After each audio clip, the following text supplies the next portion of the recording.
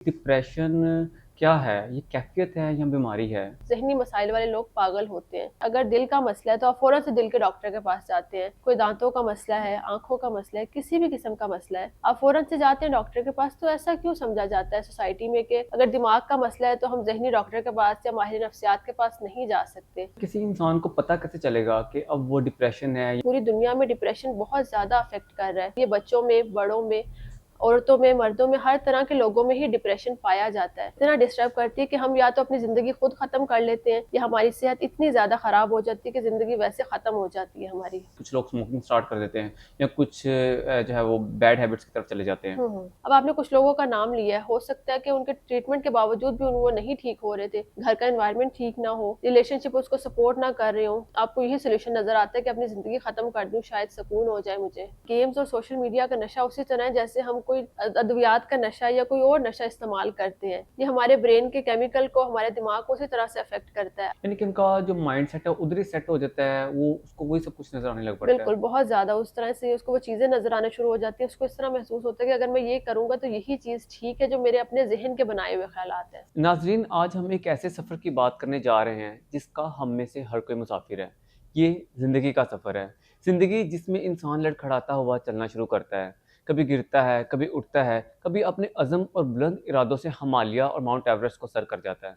तो कभी यही इंसान अपने इस सफ़र में मायूस, तन्हा, नाकाम, शर्मिंदा और नाउम्मीद होकर अपने ही हाथों अपनी जान ले लेता है। नाज़रीन, पाकिस्तान जैसे मुल्क में इस पर किसी से बात करना अपने आप को रुसवा करने के मुतरादिफ है। लोग मज़ाक उड़ाते हैं और पागल कहते हैं। इस मौजू पर गुफ्तगू करने के लिए हमारे साथ मौजूद हैं क्लिनिकल साइकोलॉजिस्ट मलाइका तारिक। सबसे पहले तो मैम को पाकिस्तान पॉडकास्ट में आपको खुशामदीद कहता हूँ और आपके वक़्त का बहुत शुक्रिया। मैम, अगर हम डिप्रेशन की बात करते हैं, तो मैम ये एक कंडीशन नज़र आती है या जब कोई इंसान इस स्टेज से गुज़र रहा होता है, तो एक तरफ वो किसी को बता भी नहीं पाता और ख़ुद भी इस तरह की सिचुएशन से गुज़र रहा होता है। तो मैम, ये क्या एक टैबू टॉपिक है पाकिस्तान में? अब तक कोई डिस्कस भी नहीं कर रहा है। Thank you so much for inviting me. बिल्कुल, ये एक बहुत टैबू टॉपिक समझा जाता है कि अगर कोई ज़हनी मसाइल पे या फिर डिप्रेशन, एंग्ज़ायटी इस तरह की बातों पे फ़ोकस करता है तो उसको पागल कहा जाता है। ये कहा जाता है कि ज़हनी मरीज़ हैं और आपने ये भी देखा होगा कि यहाँ पे ये समझा जाता है कि इनका इलाज मुमकिन नहीं है या ये कभी ठीक नहीं हो सकते, अपनी नॉर्मल ज़िंदगी नहीं गुज़ार सकते, लेकिन ऐसा नहीं है। अगर आप डिप्रेशन, एंग्ज़ायटी या इस तरह के किसी भी ज़हनी मसाइल का इलाज टाइम से करवा लें, तो वो इंसान अपनी नॉर्मल लाइफ़ में भी वापस आ सकता है, अपने काम भी कर सकता है। जिस तरह से आप देखें कि अगर दिल का मसला है तो आप फ़ौरन से दिल के डॉक्टर के पास जाते हैं।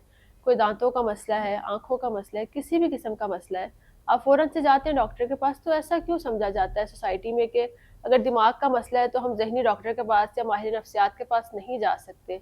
तो मैं यही कहूँगी कि अगर आपको ज़हन का मसला है, डिप्रेशन है, एंग्ज़ायटी है, तो फ़ौरन से आप मुतल्लिका डॉक्टर के पास या माहिर नफ्सियात के पास लाज़मी जाएँ। और हमें अपनी सोसाइटी से इस टैबू को ख़त्म करने की ज़रूरत है कि ज़हनी मसाइल वाले लोग पागल होते हैं। तो मैम, अब मैं थोड़ा-सा साइंटिफिकली भी जानना चाहूँगा और सोशली एतबार से भी कि डिप्रेशन क्या है? ये कैफ़ियत है या बीमारी है? या ये सिर्फ़ एक जब इंसान ज़िंदगी में चल रहा होता है, तो कोई सेटबैक आ जाता है, तो इस वजह से कुछ टेंशन है ये? अच्छा, डिप्रेशन एक प्रॉपर बीमारी है जिसको इलाज की ज़रूरत है और हमारी सोसाइटी में कुछ इश्यूज़ की वजह से आपको पता है आजकल सोसाइटी के क्या हालात चल रहे हैं। ओवरऑल पूरे मुल्क में ही या फिर हम कहें कि पूरी दुनिया में डिप्रेशन बहुत ज़्यादा अफ़ेक्ट कर रहा है। हम ये नहीं कह सकते कि इस उम्र के बंदे को डिप्रेशन ज़्यादा होगा, ये बच्चों में, बड़ों में, औरतों में, मर्दों में, हर तरह के लोगों में ही डिप्रेशन पाया जाता है और ये बीमारी है जो हमें मौत तक भी लेके जा सकती है, इतने ज़्यादा ये ख़तरनाक होती है। लेकिन अनफॉर्चुनेटली यहाँ पे इसको इतना इल्म नहीं है, तो लोग इसको इतना सीरियसली लेते भी नहीं हैं। हमें ये समझने की ज़रूरत है कि ये हमारी ओवरऑल हेल्थ को, हमारी मेंटल हेल्थ और फिज़िकल हेल्थ दोनों को इतना डिस्टर्ब करती है कि हम या तो अपनी ज़िंदगी खुद ख़त्म कर लेते हैं या हमारी सेहत इतनी ज़्यादा ख़राब हो जाती है कि ज़िंदगी वैसे ख़त्म हो जाती है हमारी। सही। मैम, किसी इंसान को पता कैसे चलेगा कि अब वो डिप्रेशन है या वक़्ती तौर पर कोई बिज़नेस फ्लॉप हो गया, कोई टारगेट है वो अचीव नहीं हो सका या कोई भी ज़िंदगी का गोल था, वहाँ पे नहीं जा सका। तो फिर उसको पता कैसे चलेगा कि ये इस वजह से है? और फिर इसके हम इफ़ेक्ट्स भी देखते हैं, कुछ लोग स्मोकिंग स्टार्ट कर देते हैं या कुछ जो है वो बैड हैबिट्स की तरफ चले जाते हैं। हुँ, हुँ। ठीक है। अच्छा देखिए, इसमें ये होता है कि हमारी ज़िंदगी में परेशानियाँ हर इंसान की लाइफ़ में आती हैं, आपकी और मेरी ज़िंदगी में बहुत दफ़ा ऐसे मसाइल आते हैं कि हम उनसे निकल नहीं पा रहे। लेकिन अगर ये मसाइल बहुत लंबे अरसे तक चल रहे हैं, आप उनसे निकल ही नहीं पा रहे, अपने रूटीन में वापस ही नहीं पा रहे, कुछ आपकी नींद डिस्टर्ब हो रही है, चीज़ें डिस्टर्ब होना शुरू हो गई हैं, काम पे ध्यान नहीं दिया जा रहा, तो फिर हम कहेंगे ये बीमारी है या डिप्रेशन है या कोई भी मसला है।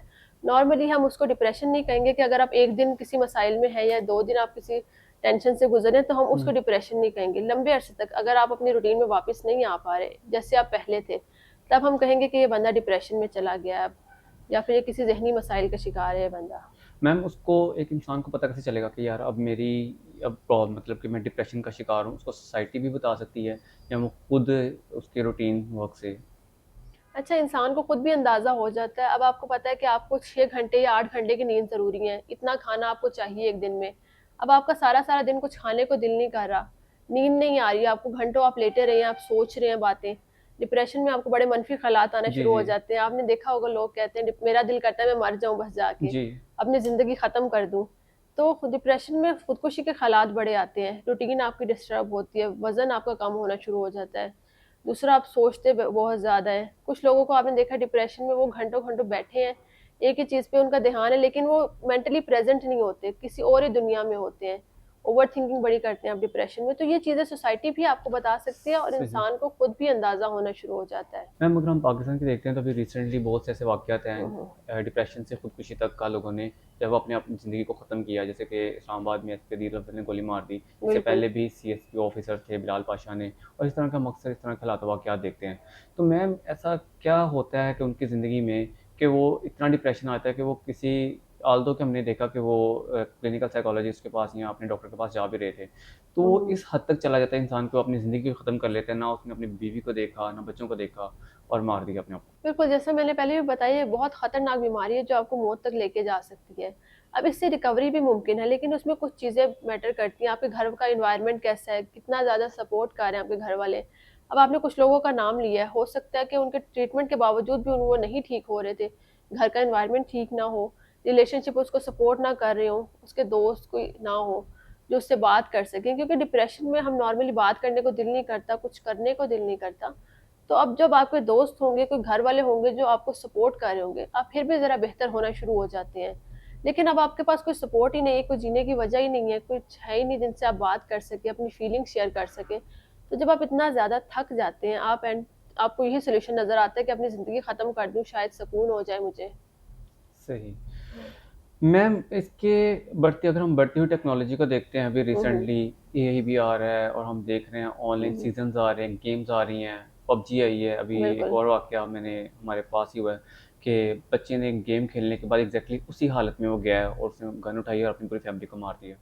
हुँ, हुँ। तो इसका क्या असरात आ रहा है ज़हन के ऊपर, इंसानी जिस्म के ऊपर? अच्छा, सोशल मीडिया बहुत ज़्यादा अफ़ेक्ट कर रहा है, सोशल मीडिया हो गया, गेम्स वग़ैरह हमारे बच्चों को बहुत ज़्यादा अफ़ेक्ट कर रही है। ये बिल्कुल गेम्स और सोशल मीडिया का नशा उसी तरह है जैसे हम कोई अद्वियात का नशा या कोई और नशा इस्तेमाल करते हैं। ये हमारे ब्रेन के केमिकल को, हमारे दिमाग को उसी तरह से अफ़ेक्ट करता है। अब देखिए जिनका आप बता रहे हैं वाक़या, उनके भी जो दिमाग है वो इतना ज़्यादा अब माउफ़ हो गया है कि उसने फ़ौरन जाते ही वो किया जो पबजी में उसने देखा है। तो गेम्स वगैरह भी हमारे दिमाग के केमिकल को कुछ इस तरह से तब्दीलियाँ हमारे अंदर आ जाती हैं जिससे वो गलत कामों की तरफ या नेगेटिव चीज़ों की तरफ हो जाता है। जी, यानी कि उनका जो माइंडसेट है उधर ही सेट हो जाता है, वो उसको वही सब कुछ नज़र आने लग पड़ता है। बिल्कुल, बहुत ज़्यादा उस तरह से उसको वो चीज़ें नज़र आना शुरू हो जाती हैं, उसको इस तरह महसूस होता है कि अगर मैं ये करूँगा तो यही चीज़ ठीक है जो मेरे अपने ज़हन के बनाए हुए ख़्यालात हैं। सही। मैम अब एक बंदा है वो डिप्रेशन से गुज़र रहा है, हुँ, हुँ। यानी कि व्हाट्स ऑन उसकी ज़िंदगी में बिज़नेस हो गया या कोई भी टारगेट, तो वो कैसे कमबैक करे? ठीक है। खुद से, अगर वो हुँ, क्लिनिकल साइकोलॉजिस्ट के पास नहीं जाता या खुद भी। हुँ। बिल्कुल, वैसे तो पहले तो ये चीज़ है कि पहले माहिर नफ्सियात के पास जाएँ क्योंकि जैसे एक प्रोफ़ेशनल आपको गाइड कर सकते हैं चीज़ों के बारे में, दवाइयाँ, उसके अलावा काउंसलिंग आपको मशवरे वग़ैरह दे सकता है, खुद से थोड़ा मुश्किल होता है। लेकिन खुद से वो आ सकता है अगर उसके अंदर विल पावर है, अपने अंदर विल पावर पैदा करे, अपनी रूटीन में वापस आए, थोड़े-थोड़े चीज़ें करना शुरू करें, अपनी नींद को बेहतर करना शुरू करें, अपनी एक्टिविटीज़ करें, बाहर जाएँ, थोड़ा-सा बाहर निकलें, अच्छे लोगों में उठे-बैठें, अच्छी चीज़ें देखें। क्योंकि हम क्या करते हैं डिप्रेशन में सैड सॉन्ग सुनना शुरू कर देते हैं, जिससे हमारा जी, डिप्रेशन और बढ़ जाता है। जी, तो उसी टाइम में अपने आप को पॉज़िटिव वीडियोज़ देखें, पॉज़िटिवली खुद को लेके बाहर लेके जी, आना आपका मकसद है ना। वॉक वगैरह जी। करें, ऐसी एक्टिविटीज़ करें अगर परेशानी हो रही है, स्ट्रेस हो रहा है, किसी ऐसे रिलायबल दोस्त से जो आपको पता है कि आपकी फैमिली में क्लोज़ वन है, उससे शेयर करें, उसको एतमाद में लें। तो ये चीज़ें अगर आप छोटे-छोटे स्टेप खुद से भी करना शुरू कर देंगे, तो आप तकरीबन आप 40% तक डिप्रेशन से बाहर आना शुरू हो जाएँगे। सही। अगर आपको ये है कि आप नहीं डॉक्टर के पास जाना चाहते या फिर माहिर नफ्सियात के पास जाते, थोड़ा-सा आप शर्म महसूस करते हैं, तो आप ये भी चीज़ें छोटी-छोटी अपना सकते हैं ताकि आप डिप्रेशन से, एंग्ज़ायटी से बाहर आ सकें। सही। मैम इसमें क्लिनिकल साइकोलॉजिस्ट का भी हमें बताएँ कि उनका बिहेवियर कैसा होता है ताकि उनको कॉन्फिडेंस आए, कि वो ताकि समझे कि कोई बात नहीं, ये जिस तरह बाहर के हुँ, मालिक हुँ। देखते हैं एक कॉमन चीज़ है।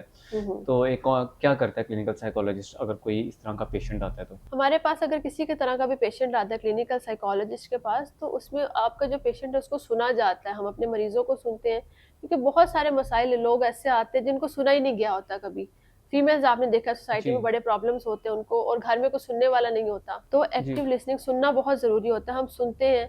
और आपने ये भी देखा होगा कि दोस्तों से हम कोई बात शेयर करते हैं, उसको जी। बड़ा मज़ाक में ले जाते हैं। जी। तो हमें शायद उस तरह से कंसोल नहीं कर पाते, हमें मशवरा नहीं सही से दे सकते। लेकिन जब आप क्लिनिकल साइकोलॉजिस्ट के पास आते हैं, माहिर नफ्सियात के पास आते हैं, वो आपको सुनते हैं, समझते हैं, आपको एक बेहतर नॉन जजमेंटल, जी। आपको जज नहीं करते, नॉन जजमेंटल मशवरा देते हैं और एक अच्छी लाइफ़ की तरफ आपको लेके जाते हैं। और प्राइवेसी के साथ करते हैं, एग्ज़ैक्टली, सबसे बड़ी चीज़ ये है बिल्कुल, ये बहुत कि ख़्याल आप रखा जाता है कि कॉन्फिडेंस के हुँ। साथ आएँ अगर किसी को ऐसा प्रॉब्लम है। बिल्कुल, घर में हमें बताते हुए होता है कि बात फैल ना जाए ख़ानदान में, दोस्तों में हुँ। फैल ना जाए।